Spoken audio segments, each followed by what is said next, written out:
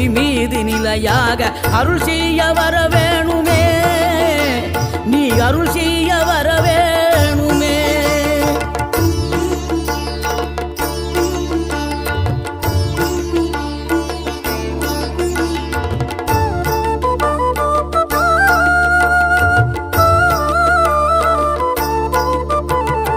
இகழ்தலையும் புகழ்தலையும் ஒரு முகமாய் கருதும்படி செவி உரைத்த முத்து குமரன், நீ வறுமையையும் வளமையையும் சமநிலையை உணரும்படி மதி கொடுத்த செல்வ குமரன்.